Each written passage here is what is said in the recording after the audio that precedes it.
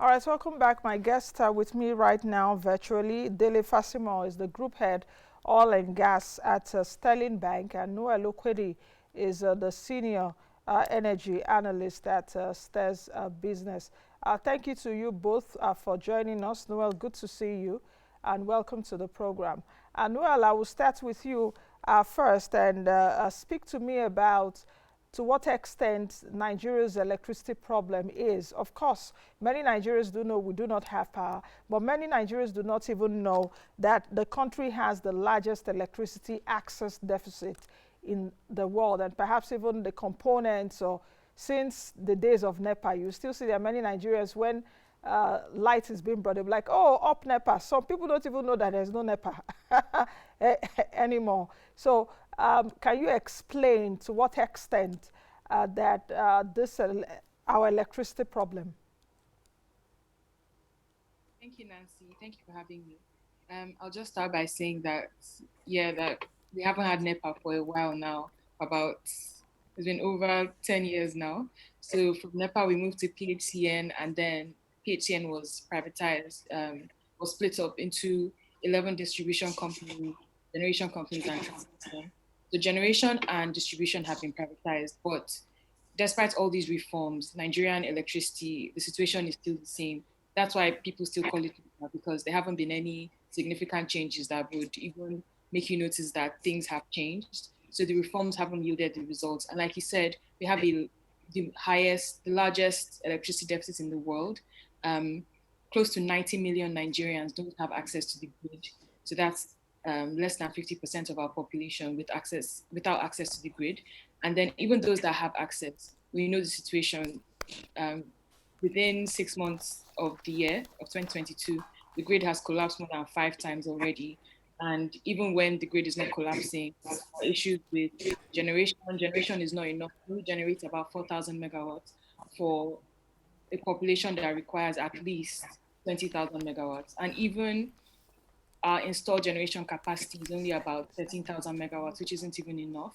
And then when you now break it down to transmission and distribution issues along each sector of the value chain, there are just so many issues there that have just made it impossible for Nigerians to have reliable electricity. Okay, Noah, let me just still stick with you a bit because the Nigerian electricity market is really divided into three chains. We have the generation, the transmission, and the distribution. Can we take a look at these three components? Okay, so starting with generation. So generation companies generate electricity that we use. 80% of Nigeria's generation is from natural gas, and the other 20% is from hydro power, which is water. But generation companies have the capacity to generate about 13,000 megawatts. That's what they say on paper. But what's actually available is only about what we actually get is only about 5,000 on a good day, and that's like a great day for Nigeria. So one of the issues with generation there is just that they don't have enough gas. So let me start from here. The issues with the power sector, they're not that complex, but they just seem complex. Technical side, which is like concerns the actual distribution of the electricity, the transmission and generation. But then there's also the revenue side, which affects the technical side. So on the commercial side, I would say that first of all, the distribution companies collect money for for the rest of the value chain. Generation companies generate transmission, transmit to distribution, and distribution collect money from customers to pay transmission and generation. But with the kind of payment rates that we have in Nigeria, where discos are losing significant amounts of their revenue, they can't pay the generation companies or the transmission companies. And that means that generation companies can't improve on their infrastructure, transmission can't improve their infrastructure, distribution as well can't improve their infrastructure. And that just keeps making the cycle worse where electricity can never improve and electricity just keeps staying practical level. Also for the customer side, so we can't really blame Nigerians for not paying for electricity because on one hand, they don't have any gas. There's still their bills for of how much they consume. So they're stuck with crazy bills, high bills. Even the customers that have meters, there are people that bypass their meters to steal electricity. And it's just a huge mess there. And that revenue, that money problem, the commercial problem where discos aren't earning it, just ends up affecting every other side of the value chain. So, like I said before, generation companies have limited generation capacity because of gas issues. They can't pay their gas suppliers. Transmission companies can improve their infrastructure to transmit more electricity. Distribution companies can buy meters for their customers. And it's just a vicious cycle. Okay, we'll come back to that. I hope that Dele Faseemo is still with me. He's the Group Head Oil and Gas at Sterling Bank. Dele, welcome and thank you again for joining us. Is Dele there? I understand, definitely. Okay, so can I see him, please? Dele, what we're discussing this morning is electrifying Nigeria as a result of the reports by both of you, that's Stears and Sterling. Let's talk a bit about why that report came about. Dele, are you there? Very well, Nancy. I can hear you. Good morning. Thanks for Okay. having me. Can Yes, you hear me yes, clearly? yes, I can hear you clearly. Go ahead. Thank you very much. Yes, Noelle has given the context in terms of the challenges that we face every day within the electricity market in Nigeria, across the generation through transmission and distribution as well. And of course, the idea behind the report is for us to, validate the concerns that we have and validate our understanding of the problem, and then explore various ways of solving for the problem. And I think it's important that we come up with solutions that can help the country move from energy deficit to increasing the amount of electricity that is generated and available to the generality of the people, particularly with focus on alternatives. And so the key question is, are there alternatives to the grid today to solve this problem? And I think that's one major conclusion that we've been able to come to working with Stears and in the report. Yes, there are alternatives that can help Nigeria meet its electricity demand and solve the problems across generation, transmission, and distribution, and particularly even the collections problem that Noelle mentioned at the beginning. And I think that alternative is increasing adoption of renewable energy, which is what really we're advocating for everybody to get involved in. Okay, Dele, let me stick with you a bit as per what you've just said about the alternatives. Nigerians, because about 85 million Nigerians do not even have access to the grid already, and many Nigerians do have alternative sources. There are diesel generators, there are petrol generators, there are inverters, there are even solar-powered electricity sources. So those are alternatives. But let's specify what kind of alternatives you're talking about now, and how feasible are these alternatives in solving Nigeria's electricity problem? Thank you again, Noelle. Nancy, rather. Yes, of course, the alternative that we are advocating is not reliance on diesel generator or petrol generators at all. The alternatives that we're advocating is the adoption of renewable energy solutions, especially the one that is more widely available today in the market, which is solar power. And of course, it solves for the problem of pricing, and it solves for the problem of cost over time. And of course, I'm sure in the course of our conversation with you this morning, we would have the opportunity to speak to the various financing options that are available. But of course, to your question, the alternative is renewable, which is a solution to all the myriad of problems that we face with grid power in Nigeria today. Okay, let me come back to Noelle. Noelle, and let's talk about the change really. With Dele is just talking about alternative sources. Okay, let me take it from this angle, Noelle. That do you think that Nigeria can really be powered with alternative sources of energy fully? Can Nigeria fully be powered with alternative sources, especially solar?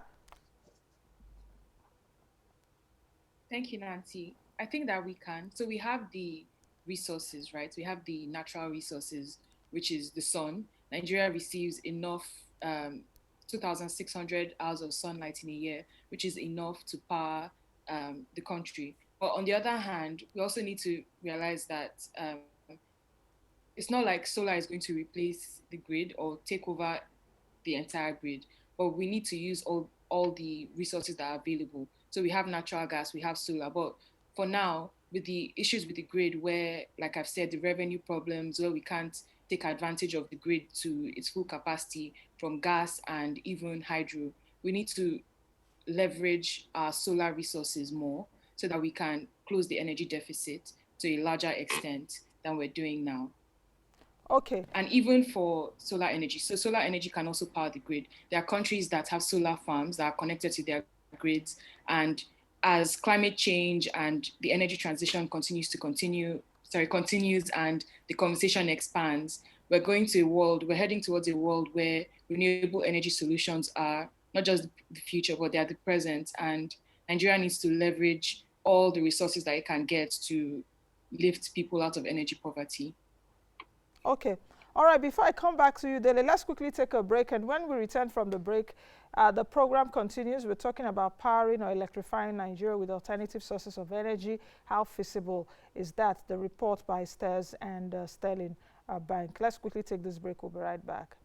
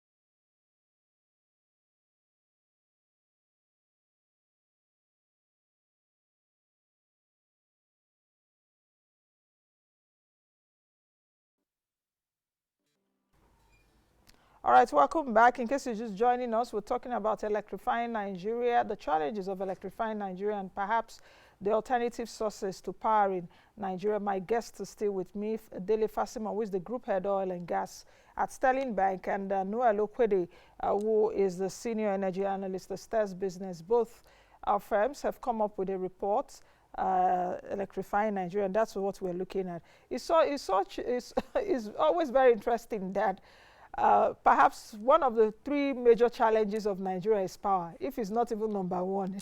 So I wonder that's why both companies really came forward to say, okay, let's do a report on this power and perhaps, getting an alternative source for power in Nigeria. So it's good to have you both. All right, Dele, just before we went on the break, we were talking about the alternative sources and perhaps the costs of doing all of this. I did ask Noelle earlier on if indeed this solar power or this solar energy can fully power Nigeria, and she was optimistic. Are you sharing her optimism, bearing in mind that we have,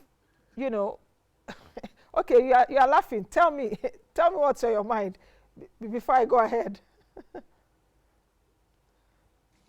Thanks a lot, Nancy. Absolutely, I'm aligned with Noelle about the optimism that renewables can power Nigeria, and it's building block approach, one household, one small business at a time. And indeed, we've seen cases as well where renewables are powering large installations for commercial and industrial customers. So yeah, this is something that has been tested technology-wise. And there are homes and business premises that are being powered by renewable energy today within the country. And the point that is being made is that we take, households one by one, and of course, at the aggregator level, if you feed that into what is going on with the Rural Electrification Agency, for example, with the Solar Power Nigeria project, which is a program of the federal government of Nigeria, with a focus on powering, 5 million homes, that would yield significant effect in terms of energizing businesses and homes and improving productivity for the large and the vast majority of the people. Yes, to your question, this is something that is tested, and we know that it's possible for renewables to power and fill the gap. And to Noelle's point, which is true, the advocacy is not to replace entirely. The advocacy is to power those who are currently, energy poor today, and the numbers are staggering from what we've seen, and even if we say it's about 50%, maybe even in the urban areas, when you go further into the hinterland, you will see that that number actually is much higher in terms of homes and businesses that do not have access to electricity. And you can begin to imagine the implications of that for employment creation, for income, for families, and the economic growth and development for the country as a whole. Dele, let me still stick with you, because if we're talking about solar power or solar energy, it's not necessarily cheap. What do you think about the long-term affordability of solar energy in the country? Because part of what the report did talk about is the affordability of solar on a long term. It's not cheap too, though that we have the abundance of the natural resource, but it isn't cheap. Thank you very much, Nancy. And I love the angle and the perspective that you've actually brought into that, because that's one of the things that we generally preach to people, that although the entry cost or the acquisition costs might seem a little higher today when you compare with your typical petrol generator, for example, but over time, when you consider the cost of fueling, the cost of maintenance, and of course, replacement cost over the useful life of a typical solar home system, which on the average can go as high as 5 to 10 years or more, depending on the quality of your components, inverter systems and batteries and the solar panels. The average cost begins to assume a downward trend when you look at that. And of course, these are systems that are, in most parts, maintenance free, and you don't need to spend additional money filling them or maintaining them.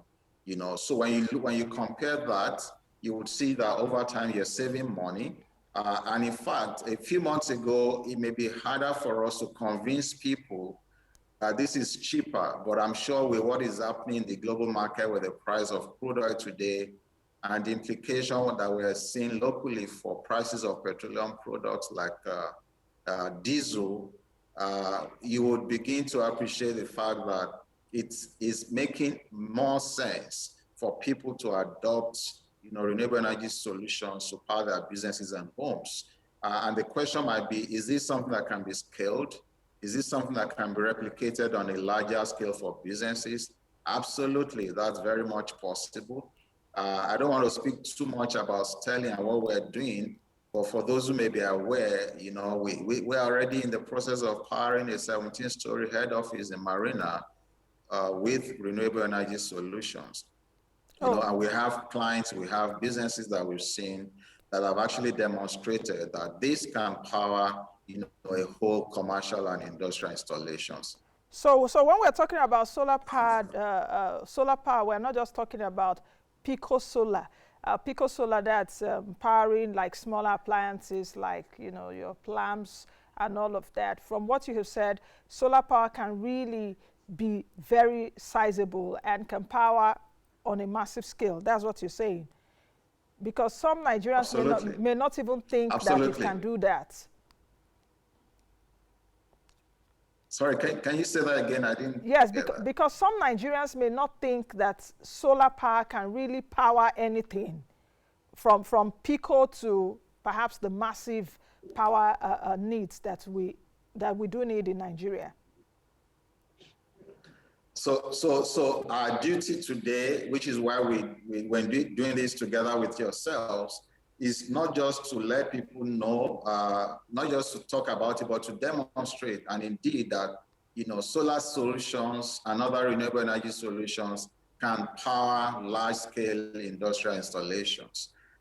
Certainly, it can be taken for granted that, solar solution and other renewables can power, can supply the need for households and small businesses.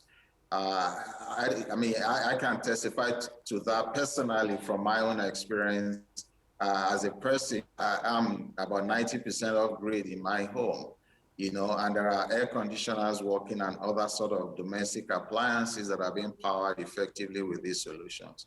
And we have businesses that, have already been powered and tested.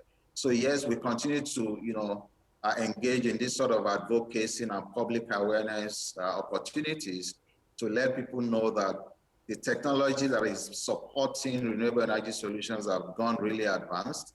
There are batteries that are made today that can last for as long as 10 years plus. Your typical solar panels can take you for, upwards of 15 years. And there are inverter systems as well that can last for that long, So when you average out your cost of acquisition, it makes natural sense for people to begin to really give strong thought to this solution. And that's for those who want to acquire by themselves. And for those who may find the acquisition cost a bit prohibitive, there are financing solutions available to make it easier for people to acquire the solutions. And these financing solutions actually include what we call power as a service, which means you don't really have to own the asset. You can work with us, you can work with other people providing similar services. They will deploy the solutions to your home or business premises, agree a fixed charge based on your energy consumption, and voila, you are there. You have reliability, you have clean energy, you can plan your production, you can plan your business activities more reliably without worrying about grid collapse or increasing tariff from the grid or increasing prices of diesel or petrol. Once you lock it in, your cost is fixed. Essentially, that's one of the benefits that you get once you acquire either through personal financing or financial institutions standing behind you. All right, well, let me come to you. You've heard what Dele said, that for his home, he's powered off grid about 90%. I don't know if you are, but my question really is about penetration, and I will come back to like funding later with Dele. We've seen that penetration is not that much, but is increasing. Do you agree?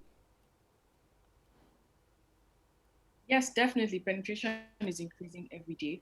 I think at this point, solar renewable energy solutions are growing faster than even like grid extension, because like we said, 85 million people don't have access to the grid, and off-grid solutions are just easier to deploy. So the cost of extending the lines from the grid to an off-grid community is much more than installing a solution like a mini grid for a community. So a mini grid is a renewable energy solution as well that can connect a small community of people. So rural areas, about 6,000 people right now in Nigeria are connected to mini grids. Even in urban areas that's like peri-urban areas, places that are closer to rural areas, people have solar home systems. They have solar powered fans, appliances. So penetration is not a problem. And with initiatives from the Rural Electrification Agency, companies are springing up every day. Renewable energy startups are actively searching and trying to connect with these kinds of communities, people that don't have access to the grid, people that are unserved or underserved, to give them renewable energy solutions. And people are really welcoming because they don't have alternatives. Like I said, the cost of extending the grid to them is much more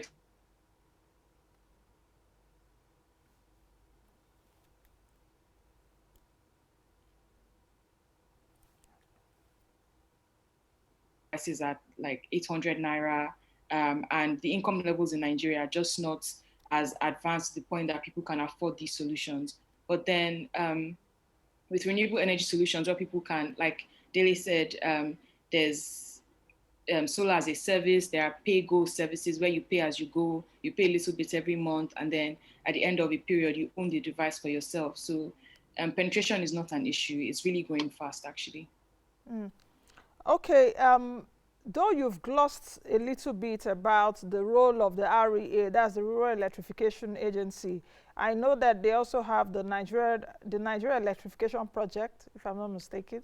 So many acronyms to stuff in your head, but they do have the electrification project. And I do know that there was a time that the NSIA, that's the Nigerian Sovereign Investments Authority, partnered with the REA, I think for a 10 billion naira fund, if I'm not mistaken, for developers to manufacture and distribution. Do you think that this is really the way to go, and how far can we scale up? Because that is the issue, the scalability and the timeline, because many nations are becoming many developing nations are industrializing, even in Africa, like the likes of Rwanda and co. And other developed nations have really left us because most of them now are going for renewable energy sources. Yes, Nancy. So I think that it's important, like these sources of funding and this government intervention. So the Rural Electrification Agency is a government agency, and it just shows that the government is also aware, or is supporting the fact that solar energy or renewable energy solutions are the future of electrification in Nigeria. Because the grid issues, solving them, like I said, they don't seem complex, but solving them will be complex. It's actually a complex issue. Renewable energy solutions are just more accessible at the moment. So with, like you said, the NSIA providing a $10 billion fund, there are funds from AFDB, the African Development Bank, and other institutions worldwide. So mostly development finance institutions. But we can't say that there's enough funding yet because like we said, the gap is huge, and we need as much support and financing as we can get to close the energy gap in Nigeria. But I think that it's a good start, like with programs like you mentioned, the RES program, the NSIA, the African Development Bank. There are programs and grants from World Bank to support these companies.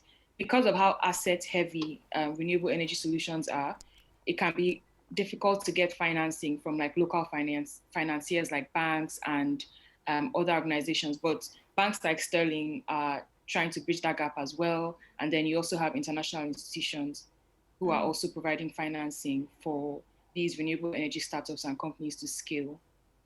Dele, now let me come to you, because when we're talking about financing, it's not just about the electricity market in Nigeria, it's about most sectors in Nigeria. The banks are always like, people always hold you guys responsible. Oh, the banks are not friendly. Oh, they give short loans. Oh, their interest rates are high.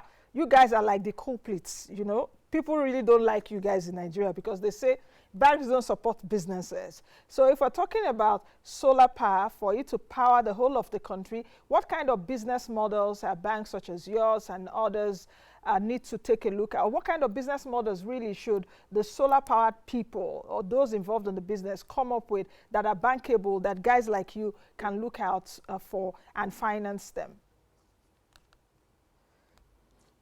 Thank you very much, Nancy. Yes, we're trying to correct the impression that banks are not supportive. For us, we've constantly and we continue to provide financing support across the entire value chain of this market.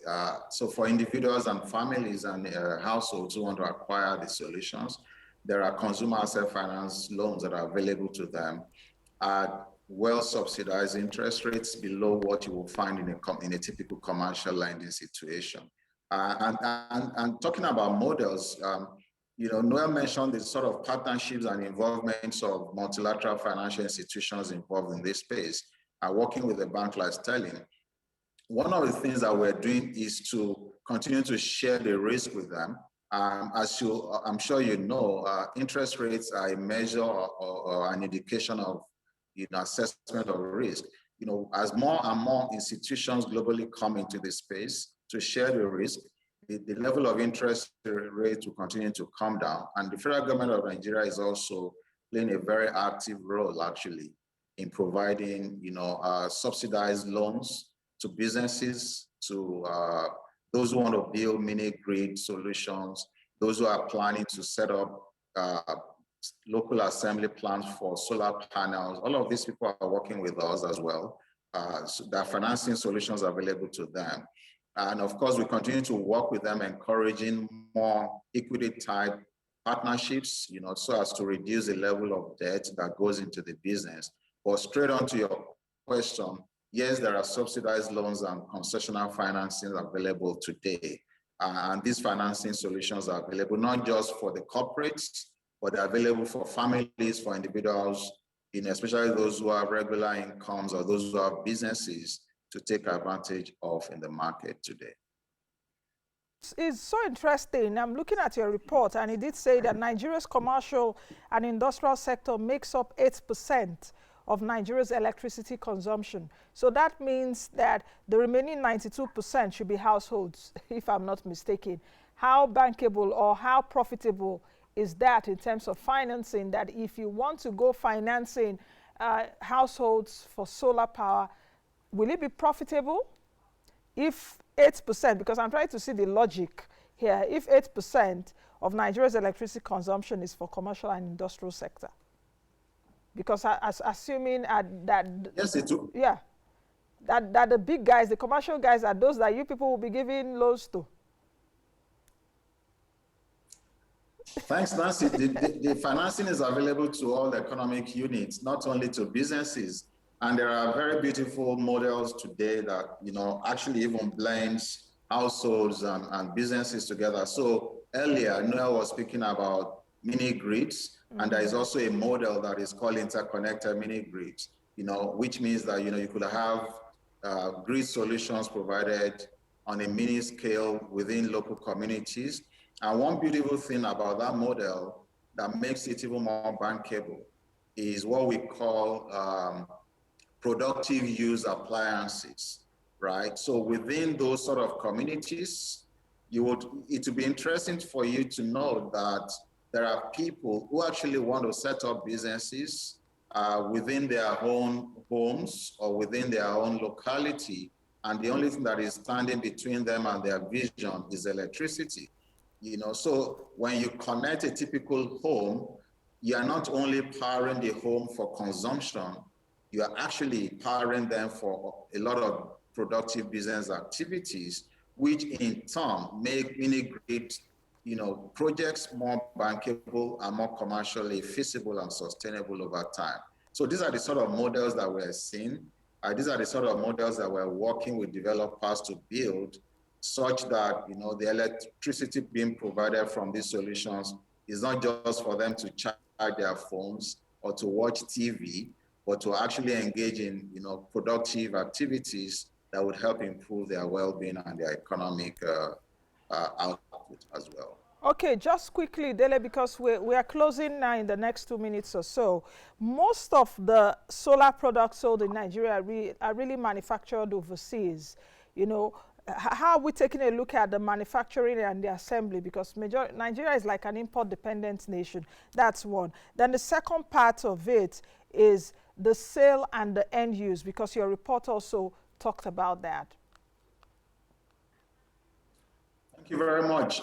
So to the first part of your question, yes, there are people today at different levels of readiness who are speaking to us about obtaining financing for local manufacturing assembly plants for different components of renewable energy solutions. So I can assure you that it's a sort of revolution that is going on, though quietly now. When eventually this takes off, it will meet largely, at least a significant proportion, and replace our import dependence for importation of components.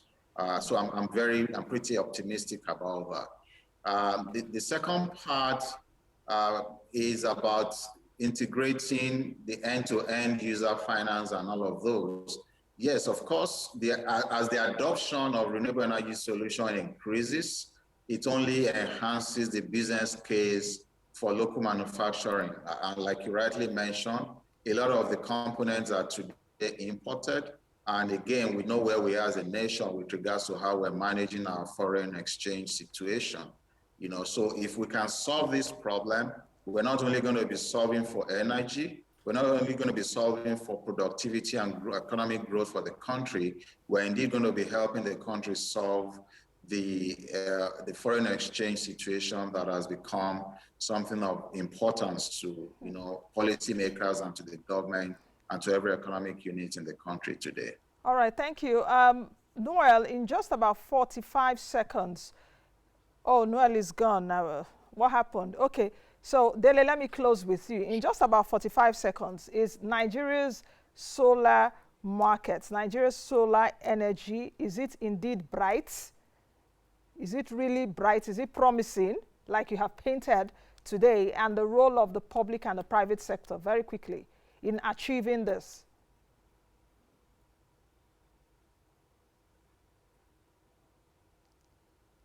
Okay, is Dele still there? Okay, Dele, if you can hear me, I did ask about how promising Nigeria's solar energy is, at least in the future, and the role of the public and the private sector in achieving this.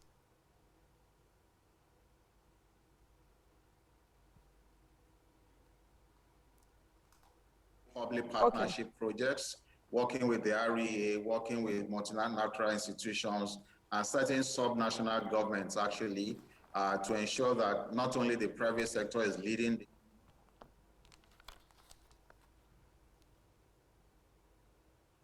increasing awareness for the entire market. Thank you very much, Dele, for joining us today. And Dele Faseemo is the Group Head Oil and Gas at Sterling Bank, and Noelle Okwedy, Senior Energy Analyst, Stears Business. Noelle, there goes you there. You went missing for a few seconds. I was calling you earlier. I did not see you. But thank God for the network. You've reappeared. So thank you both for joining me on the show today. And a very good report there by both of you. That's both of your firms. Thank you for joining us today. All right, that's the much we can take on today's edition of the program. Thank you all for watching. Please join me again tomorrow. You know, I'm always here Monday to Friday, 11 a.m. to 12 p.m. with different guests, different topic. I'll be here again tomorrow. I'll be the best you can be. I'll be the change that you want to see. I am Nancy Naji. Bye now.